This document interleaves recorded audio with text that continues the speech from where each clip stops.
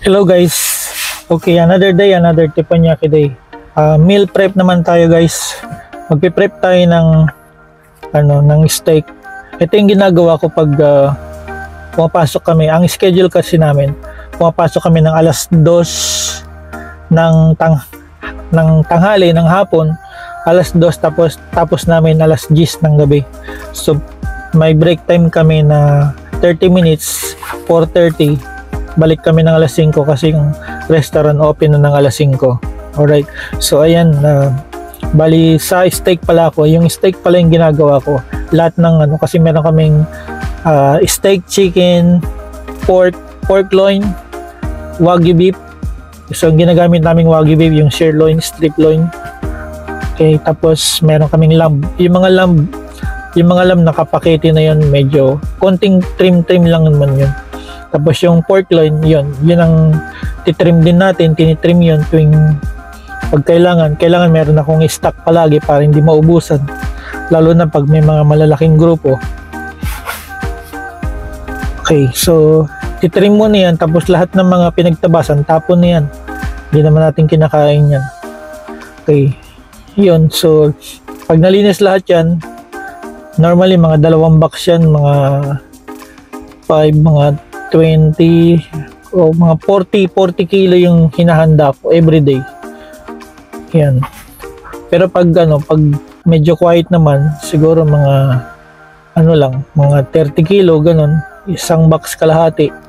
Pero normally lalo na pag bakasyon, school holiday, 2 box minsan ubos. Ganun. So ipoportion yan pagkalinis natin, ipoportion ulit ng yan. 180 grams to 200, pero hindi na abot ng 200 kasi isang size lang yon. Lalo na pag may order ng kids meal, hindi maubos ng bata yung 200 grams. Kaya normally mga 180 to 160, 150, mga ganun. Pero normally mga 160 yan para nasa gitna lang siya. Yan, so ganun. Tatapos yan hanggang alas 3:30, tapos titrim ulit ako ng pork loin. Yan, maghahanda tayo pork loin. Isang shipping dish, marami-rami rin yun, siguro mga 30 ang order. Yan, tapos yung lamb prep din natin. Tapos titira tayo ng wagyu. Ganun din, strip loin, tatanggalin yung taba-taba. Tapos yung mga pinagtabasan ng taba, bigay natin sa main kitchen kasi ginagamit ng main kitchen yun pag gumagawa sila ng sauce ng bilju. Yun, yung lulutuin muna ng matagal, tapos i-reduce hanggang makuha yung consistency ng sauce nya. Ginagamit sa steak sauce yun. Alright, so guys, enjoy the watching ng meal prep natin sa another day, another Teppanyaki day. Papa Dance Vlog OC in Australia. Dito nga pala tayo sa Gold Coast. Yan, Gold Coast, Australia, Queensland. So Queensland Estate, and sa tayo, Gold Coast Surfers Paradise suburb Surfers Paradise yung suburb natin. Ang kilala sa pag sinabing Australia, yung nasa isip ng mga tao is yung Opera House kaagad. Opera House, yun ang sikat na sikat. Sydney, yan, Sydney Opera House, yun ang sikat na sikat. Pag sinabing bukang bibig ng mga tao, Australia ka. As nasa picture kaagad ng mga tao yung Opera House, pero hindi. Meron ding Gold Coast, Queensland Gold Coast. Maganda rin dito sa Gold Coast. Bali, tagal-tagal na rin ako rito. Yan, siya nga pala. Napunta ako rito, kinuha ako ng kumpanya. Bali, nag-sponsor sila kasi kulang ng kusinero sa Australia. Kulang yung kumpanya ng kusinero. Nag-hire sila ng tao sa labas. Yun, naswertihan natin. Pasok sa banga. Yan, shoutout dyan kay Kalbo, saka kay Bossing. Kay Chef Henry, shoutout. mga tropa. Si Bossing Henry. Yan. Okay. So guys, yun lang. Enjoy.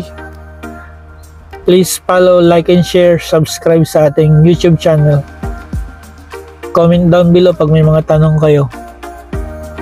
Huwag nyo nang tanongin paano ako napunta rito. Bali, nakuha ko lang yun sa Google.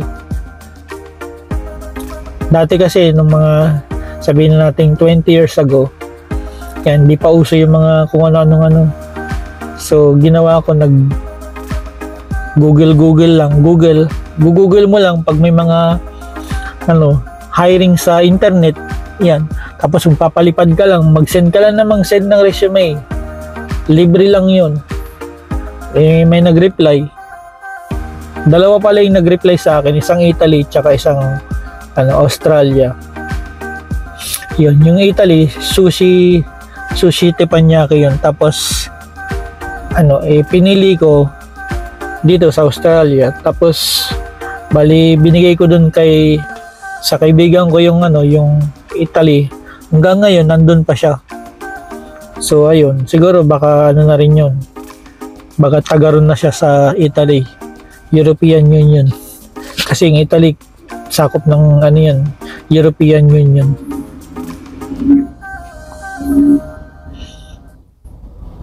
Yan. Bali, sulnitin ko labatan na may litid to. Sulnitin lawa tapos bantak la. Bantak la may kin. Katat to. Bayag tan may tan duarang kahon. Shoutout aramay kin karadi Antiplor, shoutout sa inyo dyan. Bunuan, Tondaligan, Antiplor, Karindia, Jad, Arap na Tondaligan. Mga kaitan, so kita yun si Antiplor. Ditan tayo mga kanan, wadtan tayo dagupan. Shoutout kay Antiplor, tan kay Uncle, shoutout, kamusta kalagtan? Agtakapan jamming, namiamisan, iminom ka ko ni Red Horse ditan, palay nilak.